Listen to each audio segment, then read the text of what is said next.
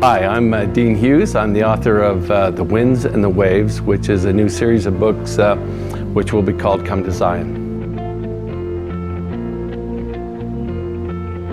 You know, I don't worry too much about writing environment. I find my inspiration in the story itself, not from anything around me. Nonetheless, it is nice to have a nice place to work, and I do have a nice office. Would you like to see it? Come this way. This shelf is all the books that I've ever published. The book that's coming out now is my 99th book, and I'm working on my 100th book right now.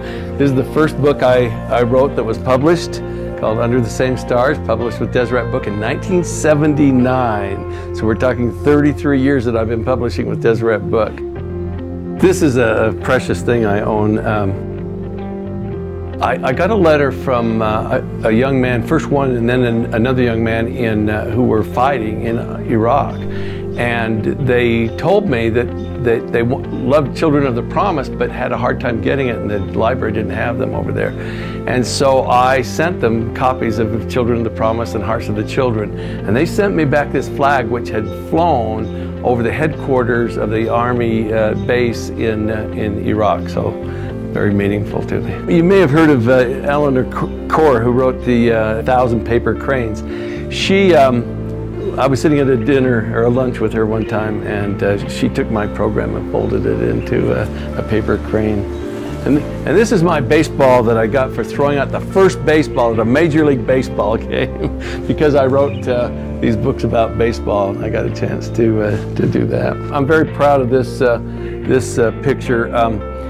On Thanksgiving Day, my 12-year-old grandson challenged me to a race. And this was about 4 years ago. I was 64 and he was 12. And I knew darn well I could beat him, you know. I was a track star in high school. But he didn't believe I could. Well, I raced him and beat him. The trouble is I tore a muscle in my leg doing it.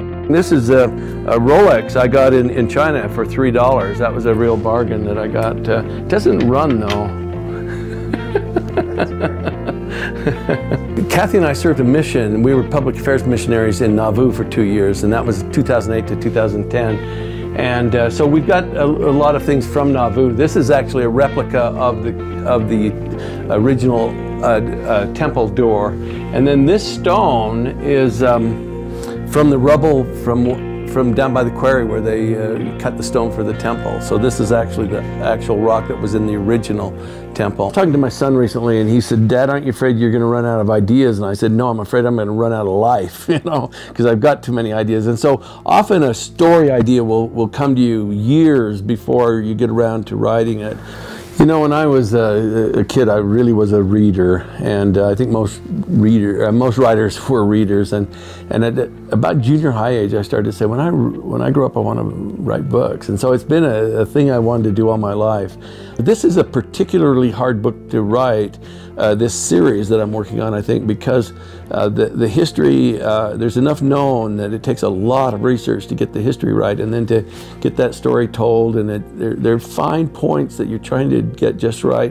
And so, no, I don't think it ever gets any easier. You know, I think what I love about writing, number one, is the independence. It's my own art. I can sit in my own office in my own house, and I can create something. There's just that joy of creation. I think the joy of writing is a lot like the joy of reading a book you really enjoy. You're just so taken into it that you feel as though you're part of another world. And so I get up in the morning, a lot of mornings I just don't feel like writing, but I get going, and once I get into it, I'm into that story, and then I'm just glad to be there all day.